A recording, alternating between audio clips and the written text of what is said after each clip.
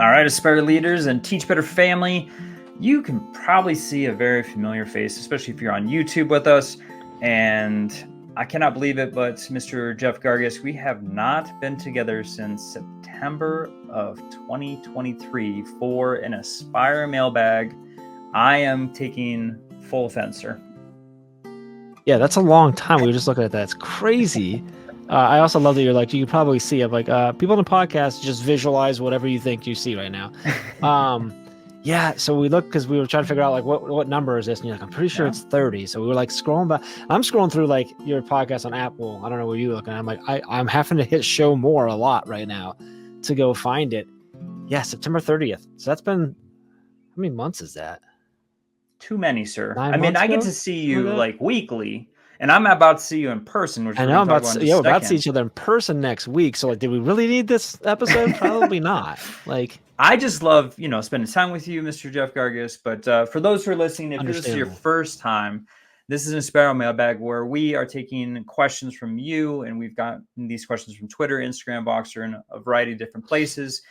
And my co-host, Jeff Gargas of the Aspire Mailbag, is the COO and co-founder of Teach Better. And with that, sir, are you excited as I am to see each other in person? Yeah, we get to hang out for like a while next week too. For a while. Like, because you and I we fly to Arkansas, to Hot Springs, Arkansas on Sunday. Mm-hmm. And then you go home on Wednesday, huh? I do. I go Wednesday afternoon, evening, yeah. I don't go home until Friday. I'm there for like a long time because Chad Ostrowski is coming out as well. Chad is actually keynoting the event. You and I are running a pre-conference workshop and then also doing several sessions on Wednesday and Thursday as well. And so Chad's keynote's on Thursday and I have a session later on Thursday, and like we couldn't get out to get home. So it's like, I guess we're leaving Friday morning. So it just ends up being a very long week away from my family, but it is what it is. Very long. Yeah. So we've been to Hot Springs Technology Conference for a while now. I mean, as far as Teach Better, how long? So I think I believe the first year we were involved with it, Ray keynoted in 2019. Wow. In 2020, Ray and Chad were both slotted to keynote or feature something like that, whatever. And I was going out with them. But then with COVID happening and everything, we didn't. We ended up doing virtual version of it. In 2021, you and I went, did we go out or did we do a virtual again? I think this is year 3, 4. This will be our third year. So 24, 23, 22. So in 2021, we must have done another virtual. I think we did. They did like a hybrid. They had some people there and some people virtual, and we did. That was the first year that you did stuff then. Yep. You and I. And then the last 2 years, you and I have gone out. 2 years ago, it was just you and me, right? Yep. And then last year we went out, and Mickey Smith. I don't know why are there? Did you just see balloons? There's balloons on my screen. Apparently something what was I doing that made balloons? Something celebrating the gestures. Yeah, together. Well, we went out last year, and Mickey Smith Jr. Was part of our speakers network. He went out and keynoted last year, and this year we're going out, and Chad will come out and keynote. So. Yeah, we love Bryce and the crew out there at Hot Springs, HSTI.org. Just good people and a good conference. So, good times. Love it. Excited it's a very busy time for us. So, a lot of conferences going on over summer. So, hopefully, for those who are listening, if you're going to be in Hot Springs, we'd love to connect with you, meet up. It's such an amazing group of educators every year out there. So, super excited about that. And then I'm going to be teaching on, obviously we said intro to Mac, but then also so I don't think we've actually said that, but our workshop, but we're doing an all-day workshop is the introduction to like using Mac, Mac tools, Apple Macs, and I guess that's something like a lot of folks out that area are not. They're PC, but they're looking to switch and stuff. So we're running a session on how do you do all things Mac in education, which is gonna be fun. Yeah, for sure. And last year we did introduction to podcasts. That was super fun too. Yeah. And the great thing about this conference for these workshops is that they actually provide the technology. So they get So like last year, we did 2 different podcasts and workshops, and they got like mics or multiple mics and boom stands and stuff like that. This year, there's three. They can pick 3 tiers, and they get a MacBook, but it's like 3 different tiers of MacBooks, depending on if you soup it up with RAM or whatever. But yeah, like they're all get MacBooks. Very cool. Wow. So it's gonna be like Christmas morning there in there, like with them all opening all their new MacBook with us. Like that's gonna be fun enough as it is. Just watching everyone. Although we're gonna be sitting there without our new MacBooks, but no, but we already have MacBooks, so it'll be fine. I do want to like play Christmas music though, maybe while they we should that's a good. We should do something fun like that. Yeah, we need to make sure we get a lot of video of that the unboxing, because there's gonna be so many unboxes being unboxed. Yeah. Anyway. Yeah, a lot of smiles. Yeah, good stuff. I love it. So yep, and then following week I'll be over at the MELC. That's conference, right. And I'll be keynoting. Yeah, so I'll be out there at the beautiful resort that they've got over there at Breckenridge, Colorado. So super excited about that. For those who are still interested, I think there's only a couple tickets left, but here's the bit.ly. It's bit.ly/MELC 2024 to get your information tickets for that. And then I don't know if I've told you, Jeff, but I got a slight announcement that the Aspire Lead podcast is now partnering with someone for a long stint here, someone that's been on the podcast before, but with Magic Mind. So I did not know that. Yeah. So we're going to be partnering for the next 6 months. And so Magic Mind, you can go over to this website and use this code for 20% off of any of your orders. And you'll be hearing more. Announce that through social media today. But super excited about that partnership. And for those not watching, it's magicmind.com/aspire2lead20. And the code is aspire2lead20. That's right. For your 20% the Aspire 2 lead, that 2 is TO.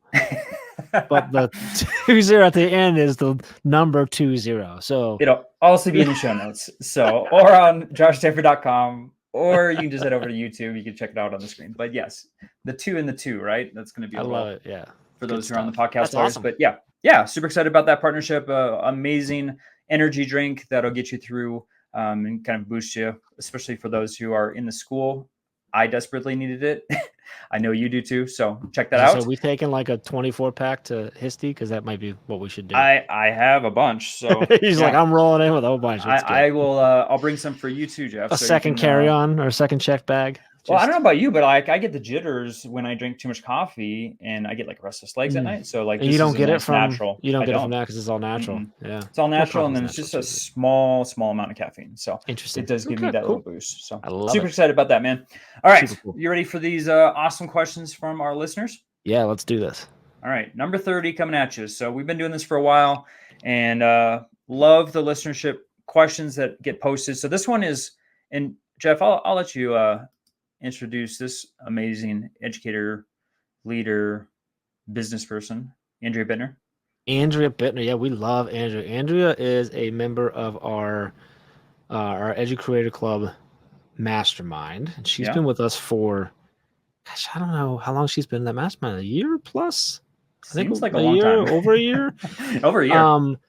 But incredible educator, EL educator, author, the phenomenal book, Take Me Home, that people just can't get enough of. They can't get enough of the tears because it just pulls at your heartstrings. It's such a good book. And from that kind of launched her into the world of speaking and consulting, because people wanted that message to come to their school. They wanted her to help them and their teachers and their staff and their community to connect with their EL students the same way that she was able to help her community and everything at work that she tells the story in the book. So, Andrea, we love you. Appreciate the question and just being connected to you in general. So yeah, she's amazing. She's been a guest on the Aspire Lead podcast also. So make sure you check that out. She talks about that book, and it is it is for real. It's amazing stories that she's presenting there. So her question is, what is the most important quality of an effective leader? And I know there's so many that you could probably name off, Jeff, but what comes to mind for this question that Andrea is posing? I think like the first thing that popped in my head was empathy. I like it. Like a whole bunch of popped in my head. But that was the first. I'm going with the very first is empathy and being able to understand the people that you are meant to lead, whoever it is that you are tasked with leading, understanding why they're there, why they're doing whatever it is that you're doing, and what makes them tick, for lack of a better word, what motivates them, what inspires them, what gets them to do the work that you were trying to accomplish together. I think empathy is probably the first thing. That's just for I don't. It's hard to say most important. That's a tough one, Andrea. But I know that is the first one that came to mind, so I'm sticking with that. I think. Well, I think it's probably something that a lot of folks don't think about. I actually wrote quite a bit about that in the book, Aspire to Lead. I have a whole chapter on empathy. So, I mean, I got kind of giddy when I heard you say that, Jeff, just because I think it's a quality that a lot of folks don't think about in leadership, Yeah. but I think it is extremely important. I was thinking about communication just because, we are constantly in conversations with students, teachers, parents, and there's obviously a lot of information coming our way. And so I know I've gotten in the trap of not spending the appropriate time really constructing a good way to voice whatever was happening. And it has made everyone, including myself's life, more difficult than it needed to be. So I think communication is something that can always be improved and something that is vital in the world of leadership. Yeah, I love the communication piece. And I think if you think about like the hierarchy of things and how communication works, like as a leader, regardless of where you fall in that, whoever you're leading, you're also like sort of the buffer, translator, whatever of the communication that comes from other people. And I think when you tie that with empathy of understanding what are the people that I'm leading, what do they need to know?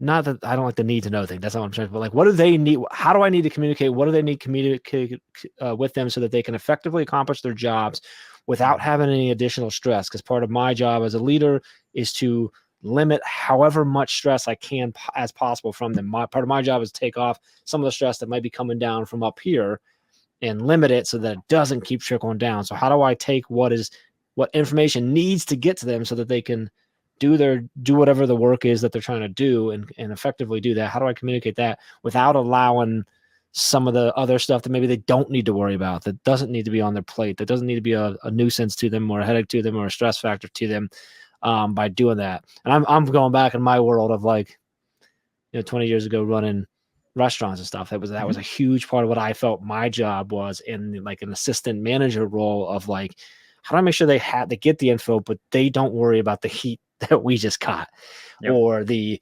confusion that we had to go to in order to figure out what we were actually trying to learn and then get it to them. I think that's a big piece of that. That's tough because you want transparency, but you want to shield them from stuff that they don't need to worry about. They don't need to stress about because they got important work to do. Yeah. I think that it's a combination of those. That was a good one. Yeah. So what not to do? Do not email a staff member when you get a chance, come to my office. Let me just let you stress for the entire day because you can't get here. And then they panic and run down to see if they're fired. So don't do that. That adds too much stress. Yeah, let's not do that. So I've done that. That's one piece of advice I'll give you today for those who are listening. All right, let's go to the next question. This is from Dr. Amy Perez. She's amazing. She is in the world of special education, but she now consults and helps educators all over the country. She also has been a guest on Aspire to Lead. So check out that episode. But her question, Jeff, is can you talk about some key strategies about accountability for people with a fixed mindset? And she caveats that with so they don't feel attacked. So what comes to mind?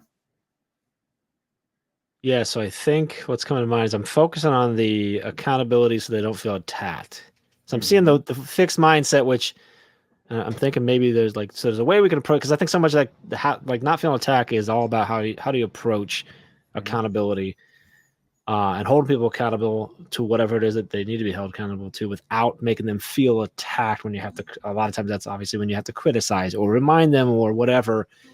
And I think regardless of whether we've got that person has a fixed or growth mindset, I think if they have more of a fixed mindset, we can actually get them moving in the right direction of a growth mindset by the way in which we approach. And I think a key to that is approaching with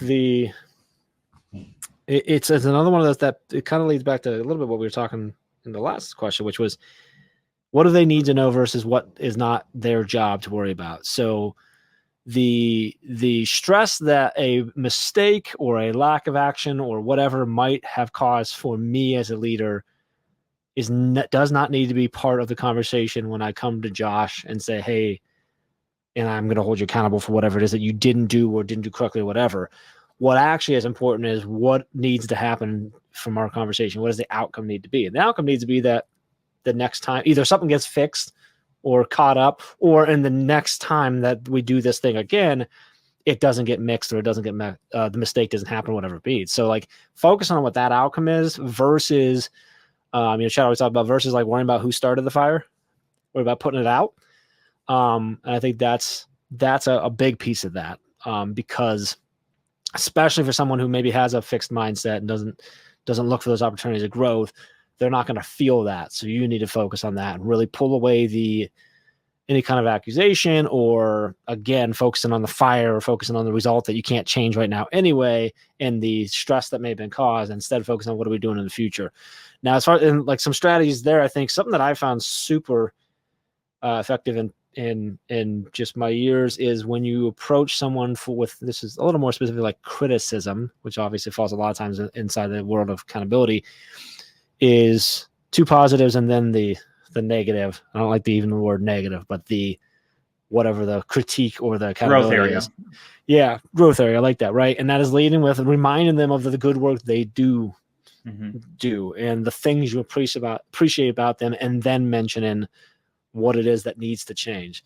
And a story I always go to is I'm going back to my years in restaurant. There was a girl who worked with us who had a rough home life. Just, as I learned more about her, I'm like, I don't even know how she's still here. But she always worked hard for me. She had some sassiness to her, and she did not like to be told what to do. And that's learned that because in her home life, she was just constantly told how terrible she was all the time. And she and I had gotten a really good working relationship when she was on my shifts. She was always good. She was awesome. She was in my drive-through, right? This was a quick service restaurant. And we were having a meeting with the managers, and they were talking about firing her because she was so terrible. And I'm like, oh, what do we do? Why are we talking about this? I'm like, she's awesome on my shifts.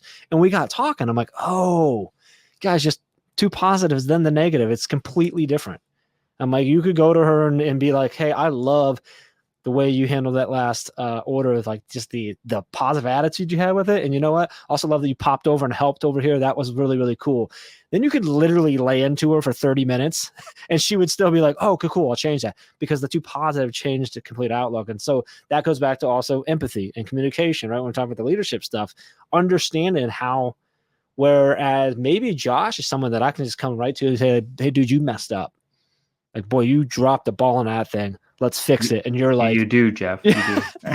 And you're like, I got it. Let's fix it. Right. But someone who doesn't have that, and you got to understand that, like, no, someone might need me to come and say, hey, Josh, I just want you to know, like, dude, I love working with you. Like, I love what you did with this, and I love what you did with this.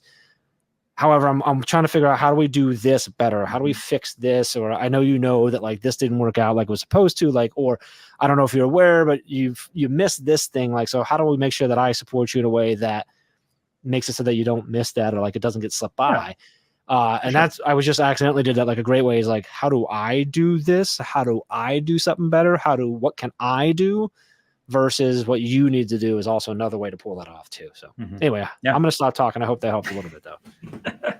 Well, I'm thinking the fixed mindset, and I'm thinking of personal like experiences in myself and working with different folks. I think a lot of it comes down to insecurity.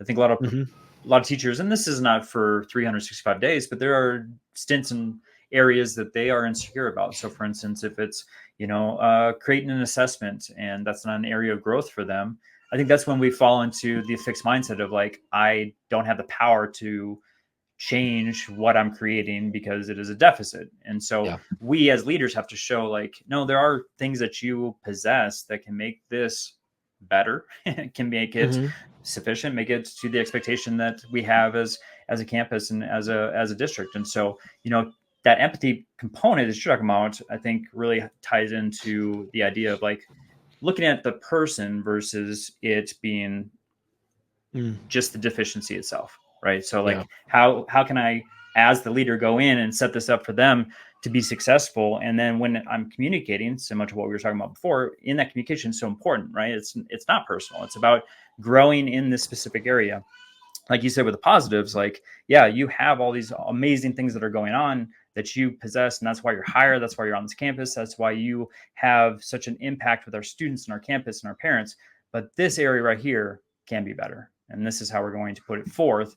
And then the last thing is like, they shouldn't only see you when you have areas of growth to communicate to them. Like you should have other opportunities to get in their classroom and say, hey, how's it going? How's the family? What's going on? Like, so finding opportunities to have like wonderful conversations that have nothing to do with school. So that way you're putting forth that effort into who they are as a person. So that way, when it is time for maybe some more difficult feedback, it's not going to be taken to like, I only see you when I know a bad thing's going to be coming out. Yeah, which you talked about earlier, like you gave the thing of like, don't just send them a message, hey, come see me when you ready. Because if all I ever associate you with is being corrected or being criticized or a mistake I've made, then if I get that email from you, I am going to obviously assume that it's not a positive one. If I associate conversations with my boss, Josh, as always a good thing, or 9 out of 10 a good thing, or it's more positive in my brain, then if I get that email that says, hey, dude, stop by my office when you get a chance, my rest of my day is not necessarily ruined. Now, depending on the person, that is easier said than done, right? But like, but I'm less likely to have that because it could be anything. It could be that I made a mistake. It could be that you just want to share something that's really complicated and you didn't feel like sending a massive email. You just want to chat. It could be that you're wondering how my weekend was. Like it could literally be that, which changes that very differently. I'm going to come into your office differently. I'm not like prepped for a fight. I'm not stressed out. I didn't just ruin the rest of my day. So I like how that kind of like links back to that. I think is really important, because when you're only associated with coming down on me for something, mistakes I made, then that's all I'm going to think that you are, which is not going to be good for our relationship at all. No, for sure. No. All right. So Jeff, the third question here, it's funny. These are all kind of like tied together, and we didn't intend this, but that's just maybe this is just where folks are at in the season of the year. I know a lot of people are either ending the summer or are about to be done. Some of our East Coast friends are not out until the end of June, and some of our folks in Canada. So you got a little bit more time with your students and everybody. So this is an interesting question from Dr. Martinez, who's on our podcast network. He's got a phenomenal podcast. So head over to teachbetter.com/podcast. You can find, I think we've got now 50 podcasts on the podcast network, which is absolutely amazing. It's pretty awesome. Growing community. Yeah. So question is, how do you address rejection after complicated decisions? And I'm thinking that this question is based on, as leaders, we have to make difficult decisions every single day. And it impacts a lot of folks, maybe within the staff, student body, community. And some people don't always love the decisions that are made by those at the very top. So what are your thoughts about this question, Jeff? So this is rejection potentially by my team, our team, after we made a decision that was probably already pretty stressful and difficult to make. And someone, or maybe multiple people on the team, are saying, like, after all that, like, they don't care about that. It's just like, we don't like this decision. We're not going to do it, or I'm going to make it difficult or whatever. That's a tough one, because like, there's a world where it doesn't matter. Like, you're always going to have that. But with that little side note noted, that's understood that sometimes there's just no win solution. I think it's really important, going back to communication. Actually, I'm going to say communication, empathy, all of it that we've already talked about, is very clear communication, as much communication as possible about how whatever that decision connects to the goals that you and your team were already working on, the things that you were already focused on, the work they've already done and put in place, and potentially also the clarity on why a decision was made and how it was made. Not in a sense of like complaining to them that I didn't have a choice, it was a lose-lose of my back, but helping them understand as much as possible why the decision was made and what the options were and how you weighed them and the data you used in order to make that decision, so that at the very least, if the rejection is still there, perhaps, and hopefully, it's minimized, in at least in the sense of how it possibly disrupts things, because at least even if they don't like the decision, maybe they even hate the decision, hopefully we can get to the point where they at least understand why the decision was made, and it becomes more about the decision and less about you who made the decision, if that makes sense. Yeah, I'm going to touch on. I gotta imagine you've experienced this on campus. Oh my gosh! Yes, I mean, I can't imagine 1,000 times. 1,000 times. But I wanted to touch on some of the things that you had mentioned and highlight it, because I think the why is huge. Because if you just make a decision and say, this is the decision, and you leave it at that, a lot of people are going to then fill in the blank as to the why. And that can make things very, very difficult on campus. The other component I love was the connection piece. So for instance, like, if your hierarchy statement is like, we're looking for student growth, right? Student growth academically, emotionally, fill in the blank as to how that growth will look. Then you can almost make a connection point to that in everything that you do.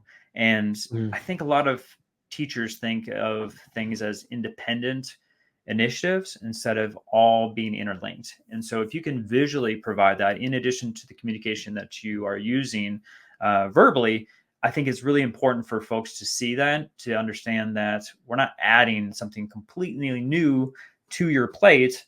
This is just something that's already connected to what you're already doing. And I think that helps soften the addition to something, because a lot of times we don't make that natural connection. And so if we can hear it and then also see it on how it's connecting to our campus goals, how it is with the other initiatives that are already established, I think that makes things really, really easy. And then they're not having that hostility in regards to the decision, which then also leads to hostility to you as a leader moving forward in future decisions. And I think that connection is especially true with anything that may or may be perceived as added additional work to someone's plate. For sure.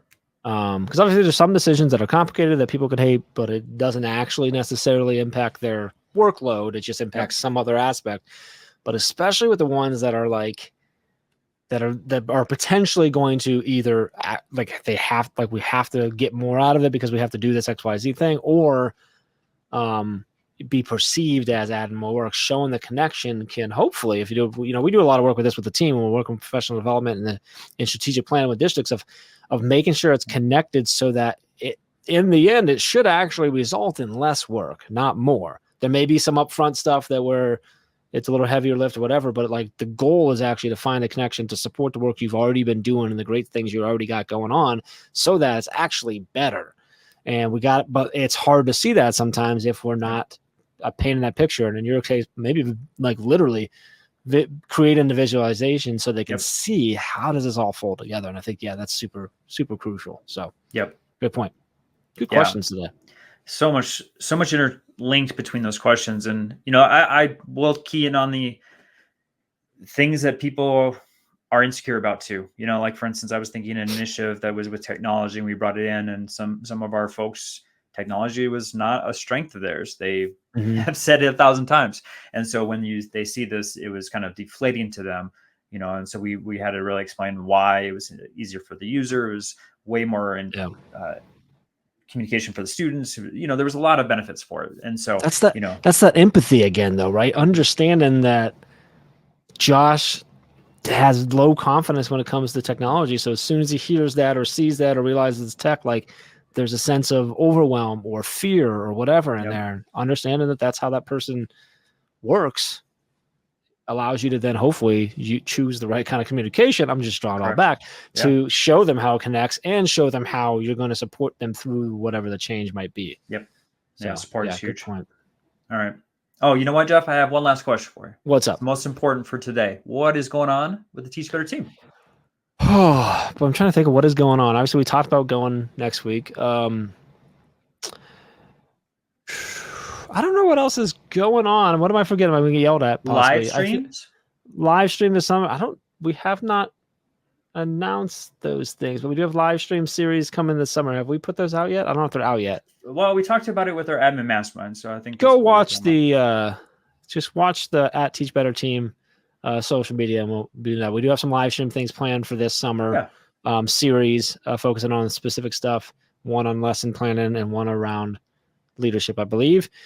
We do still have, while taking a short break for summer, make sure to go to teachbetter.com/mastermind to get into the administrator mastermind, which is actually led by Josh and meets every Tuesday. That'll kick back up in August. So right now, you'll be on there to make sure that you get the information when we start meeting again. But also, you'll still be getting a weekly email with some resources and stuff too. So that's always going on. A lot of great stuff happening over in our Educreator Club community. So if you go to teachbetter.com/educreator, so EDU creator, that'll take you there. There's a few different levels of that in which you can get into and get connected with educators that are creating things. So whether you podcast or you write or you're an author or you want to speak or you want to start a side hustle, whatever, that community is the place for you for support and ideas and growth. And we have events and there's courses coming down the road and a lot of really cool stuff. And that's where we have our mastermind in there, an MBA program, and some really cool stuff. So I think that's it, my friend. What about grants? What about Grant? Don't we have something with teachbetter.com? Grants, yes. Well, yeah, if your school needs money for stuff, yeah, we've been having a lot of success with that. So go to teachbetter.com/grants, a lot of information there. I've got some cool ones that we're working on right now with partners that I can't talk about, but could be fun. But yeah, so we're always looking for, and that's actually a good point, especially for those, seeing obviously, a lot of our COVID money is going away. Yeah. The ESSER funding, the CARES Act, all that stuff is dried up. So looking at other ways to get funding for the professional development and things that your teachers need. We do have a lot of conversation around that. So hit us up. Awesome. Yeah, that's teachbetter.com/grants. Perfect. Cool. I know we have so many things going on, so there's probably a few other things I'm sure going on. Ray will remind you when she hears this. So for all of those various links and all the things that we're talking about, you can head over to joshstamp.com or in your podcast player. Check it out in the notes. Make sure that you're connecting with Mr. Jeff Gargas and the Teach Better team, as we're going to be announcing a whole host of things over the summer. It's kicking off the school year for 2024, which is crazy that it's already summer. That's nuts. But with that, sir, thank you so much for joining me for number 30 of the Aspire Mailbag, and I cannot wait to see you here in a couple days in wonderful Arkansas. Appreciate you, brother.